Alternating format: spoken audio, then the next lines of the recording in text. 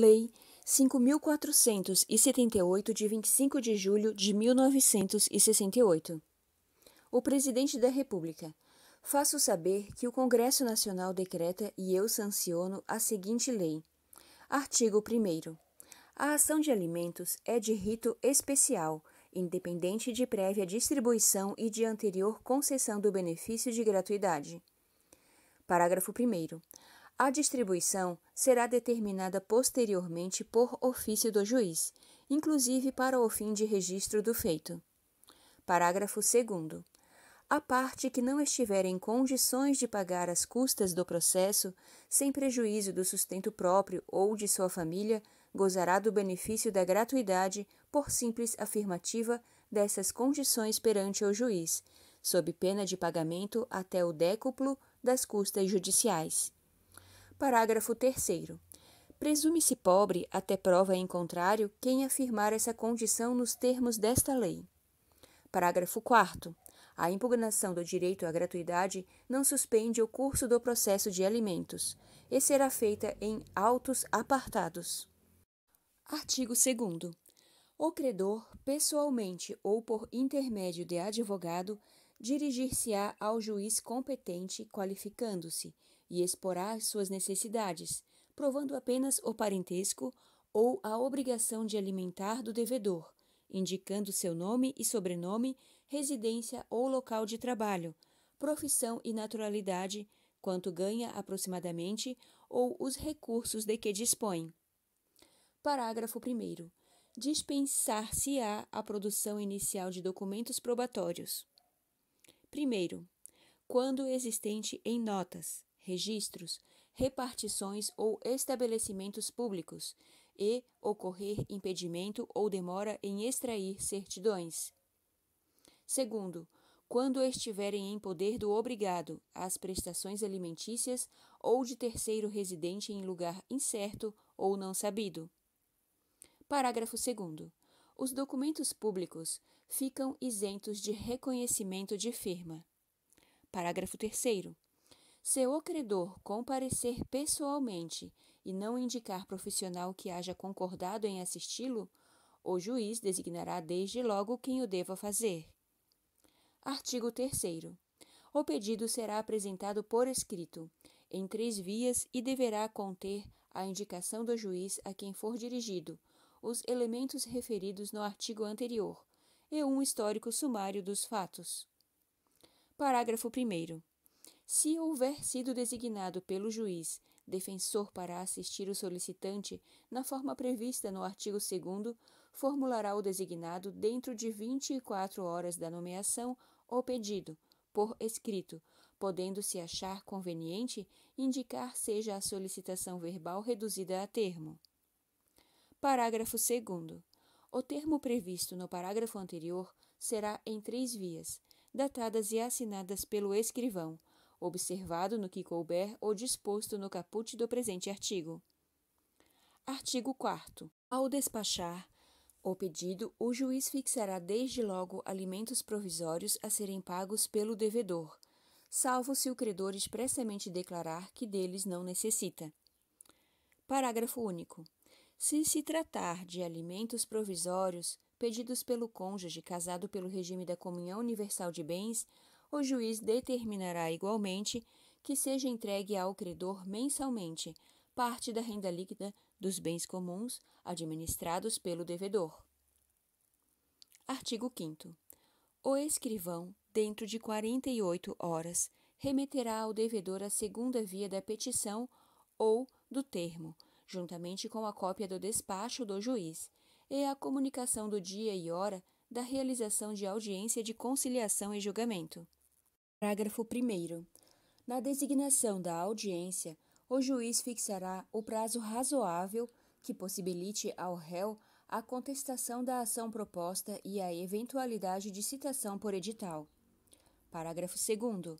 A comunicação, que será feita mediante registro postal isento de taxas e com aviso de recebimento, importa em citação para todos os efeitos legais. Parágrafo 3º.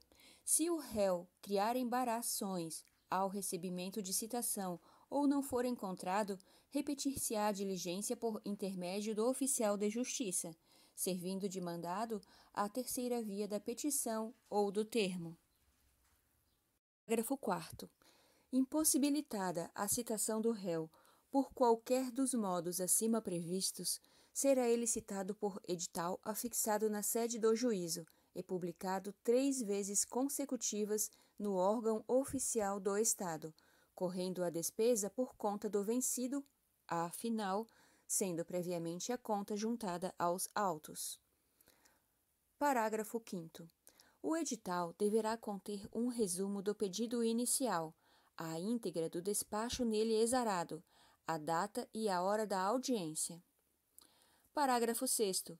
O autor será notificado da data e hora da audiência, no ato de recebimento da petição ou da lavratura do termo. Parágrafo 7º.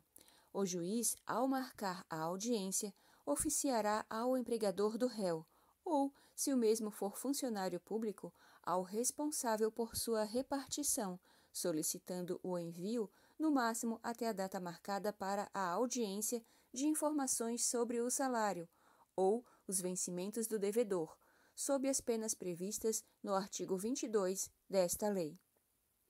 Parágrafo 8º.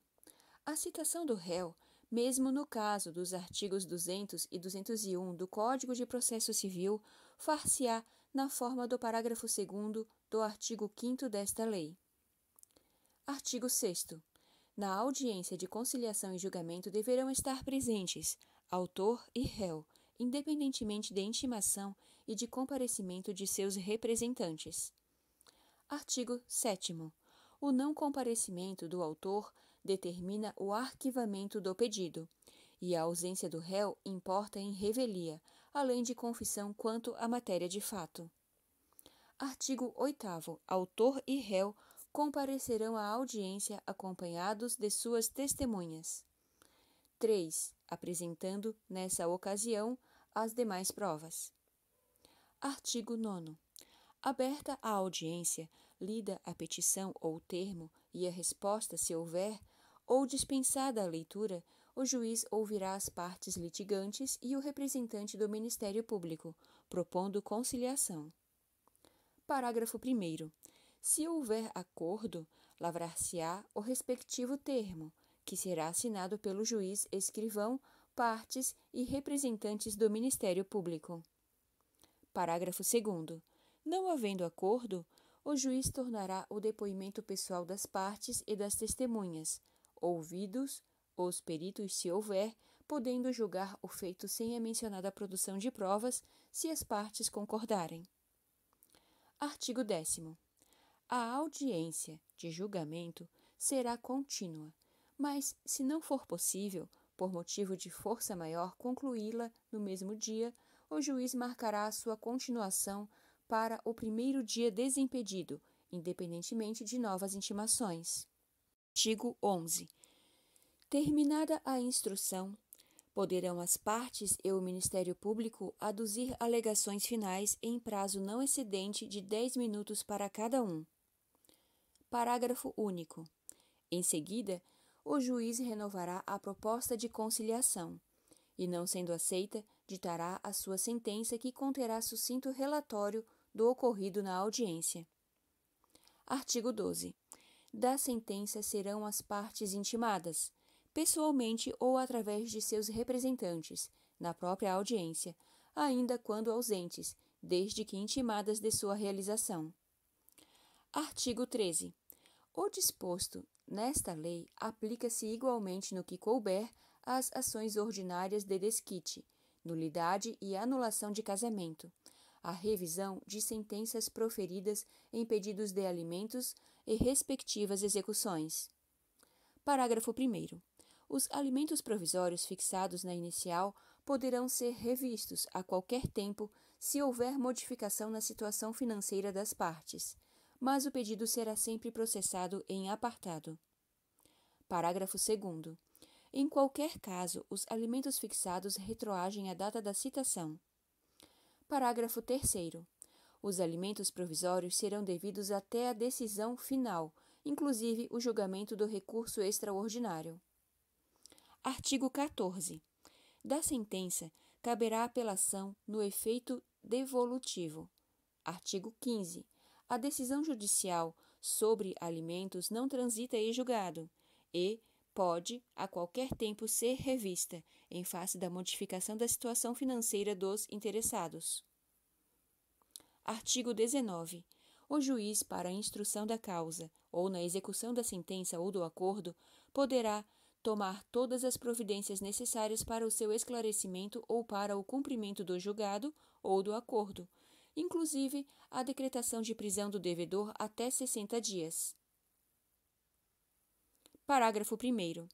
O cumprimento integral da pena de prisão não eximirá o devedor do pagamento das prestações alimentícias, vincendas ou vencidas e não pagas. Parágrafo 2º. Da decisão que decretar a prisão do devedor caberá agravo de instrumento. Parágrafo 3º. A interposição do agravo não suspende a execução da ordem de prisão. Artigo 20. As repartições públicas, civis ou militares, inclusive do imposto de renda, darão todas as informações necessárias à instrução dos processos previstos nesta lei e à execução do que for decidido ou acordado em juízo. Artigo 21. O artigo 244 do Código Penal passa a vigorar com a seguinte redação. Artigo 244. Deixar sem justa causa de prover a subsistência do cônjuge ou de filho menor de 18 anos ou inapto para o trabalho ou de ascendente inválido ou valentudinário, não lhes proporcionando os recursos necessários ou faltando ao pagamento de pensão alimentícia, judicialmente acordada, fixada ou majorada, deixar sem justa causa de socorrer descendente ou ascendente gravemente enfermo. Pena, detenção de 1 ano a 4 anos e multa de 1 a 10 vezes o maior salário mínimo vigente no país. Parágrafo único.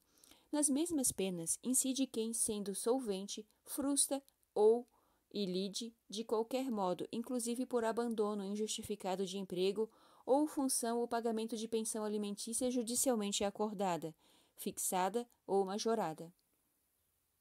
Artigo 22. Constitui crime contra a administração da justiça deixar o empregador ou o funcionário público de prestar ao juízo competente as informações necessárias à instrução de processo ou execução de sentença ou acordo que fixe pensão alimentícia. Pena, detenção de 6 meses a 1 ano, sem prejuízo da pena acessória de suspensão do emprego de 30 a 90 dias. Parágrafo único.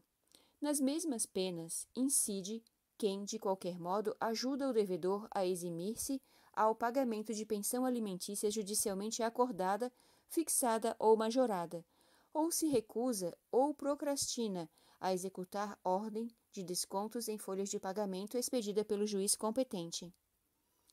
Artigo 23. A prescrição quinquenal, referida no artigo 178, parágrafo 10, inciso 1 do Código Civil, só alcança as prestações mensais, e não o direito a alimentos, que, embora irrenunciável, pode ser provisoriamente dispensado. Artigo 24. A parte responsável pelo sustento da família e que deixar a residência comum por motivo que não necessitará declarar, poderá tomar a iniciativa de comunicar ao juiz os rendimentos de que dispõe e de pedir a citação do credor para comparecer à audiência de conciliação e julgamento destinada à fixação dos alimentos a que está obrigado. Artigo 25. A prestação não pecuniária estabelecida no artigo 403 do Código Civil só pode ser autorizada pelo juiz se a ela anuir o alimentado capaz. Artigo 26. É competente para as ações de alimentos decorrentes da aplicação do Decreto Legislativo nº 10, de 13 de novembro de 1958, e Decreto nº 56.826, de 2 de setembro de 1965, o Juízo Federal da capital da Unidade Federativa Brasileira em que reside o devedor, sendo considerada a instituição intermediária para os fins dos referidos decretos a Procuradoria-Geral da República. Parágrafo único.